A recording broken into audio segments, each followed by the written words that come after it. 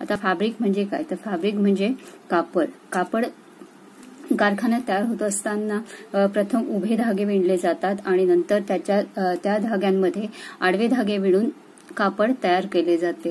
हे जे कापड आहे ते कापड तयार करत असताना उभे धागे हे लूम मध्ये सुरुवातीला फिट केले जातात एकदम टाईट, आणि त्यानंतर बॉबिनच्या साह्याने आडवे धागे भरले जातात. आता हे धागे विणत असताना वेफ्ट आणि वार्प यांच्या मदतीने वार्पच्या बाजूला दोन्ही किनारीला एक किनार तयार होते, तिला आपण सेल्वेज असे म्हणतो.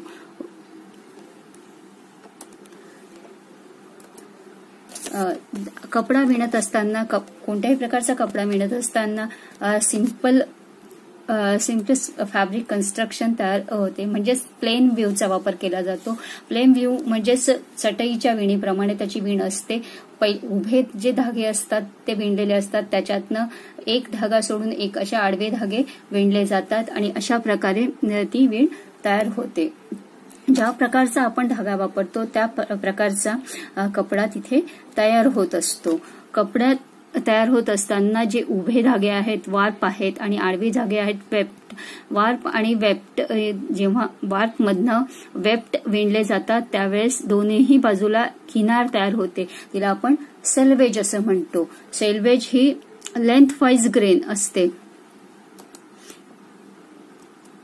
त्यानंतर आहे grain of fabric. Fabric grain म्हणजे काय, तर कपडा विणत असताना उभ्यातनं आणि आडव्यातनं धागे विणले जातात आणि ते धागे विणत असताना उभा आणि आडवा धागा एकमेकांना एका बिंदूमध्ये एका पॉइंटमध्ये छेदतो. त्या पॉइंटला आपण ग्रेन पॉइंट म्हणतो आणि त्यानुसार आपल्याला कपड्याची डायरेक्शन निश्चित करता येते. लेंथ वाईज ग्रेन ही वार्पचे जे धागे असतात ते लेंथ वाईज ग्रेनमध्ये येतात आणि विड्थ वाईज किंवा क्रॉस वाईज जे ग्रेन आहे ते कपड्याच्या वेफ्टचे जे धागे आहेत त्यातनं येते आणि 45 अंशाच्या कोनामध्ये जो कपडा येतो त्याला आपण बायस असे म्हणतो, थ्रू बायस असे म्हणतो. त्यानंतर फॅब्रिक तयार होत असताना फायबर्सचा वापर केला जातो. हे जे फायबर्स आहेत ते दोन प्रकारचे आहे, नॅचरल आणि मॅनमेड. नॅचरल फायबर हे नैसर्गिक पद्धतीने मिळतात आणि मॅनमेड फायबर हे मानव निर्मित असतात. फायबर्स पासून यार्न तयार केले जाते आणि त्या यार्न पासून फॅब्रिक तयार केले जाते. म्हणजेच हे फायबर म्हणजे तंतू, या तंतूंपासून हे यार्न म्हणजे हे तंतू एकमेकांमध्ये पेळी देऊन त्यापासून एक धागा तयार केला जातो, त्याला आपण यार्न म्हणतो. आणि हे यार्न उभे आणि आडवे विणून त्यापासून फॅब्रिक तयार होतो. इकडे बघा, फायबरला स्पिन करून त्यापासून यार्न तयार केले जाते आणि यार्न म्हणजेच धागे एकमेकांमध्ये विणून त्यापासून फॅब्रिक तयार करतात.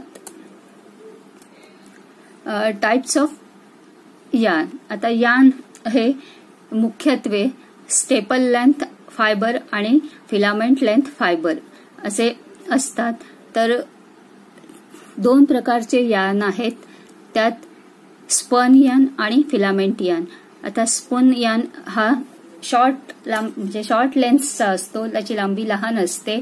कॉटन आणि उलन सारखे कपडे किंवा जे फायबर्स आहेत ते शॉर्ट यार्न तयार करतात. हे म्हणजे फायबरचे तंतू आहे, फायबर कॉटन आणि उलचे जे फायबर्स आहेत ते एकमेकांमध्ये ट्विस्ट करून म्हणजे त्यांना पेळी देऊन त्यापासून स्पन यार्न तयार केले जाते. हे यार्न या यार्नच्या धाग्यावर अशी लव दिसते, ते एकदम सॉफ्ट असतात, उष्ण असतात आणि असं पिंजल्यासारखे दिसतात. त्यानंतर त्यावर स्ट्रेचेबल तो थोड्या प्रमाणातच असतात, कारण त्यात विणलेला वार्पचा वेफ्टचा जो धागा आहे तो कमी प्रमाणावर खेचला जातो. या पद्धतीने हा स्पन यार्न दिसतो. त्यानंतर आहे फिलामेंट यार्न. फिलामेंट यार्न हा लांब लेंथ म्हणजे लांबीला मोठा असलेला यार्न आहे तो स्मूथ असतो आणि तो अगदी जवळ विणला जातो. तो त्याच्यावर एक प्रकारची चकाकी असते, सॉफ्ट असतो तो, आणि त्याला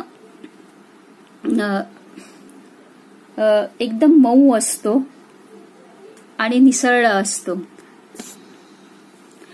आणि तो मोठ्या प्रमाणावर हे लांब असल्यामुळे विण करताना त्रास होत नाही. तो कपडा स्ट्रेचेबल असतो, परंतु त्याची त्याची जी क्षमता आहे ती त्या कपड्याच्या विणेवर अवलंबून असते. अशा प्रकारे हा यान दिसतो. हे जे यान आहे ते बॅलन्स्ड आणि अनबॅलन्स्ड असे 2 प्रकारचे मिळतात.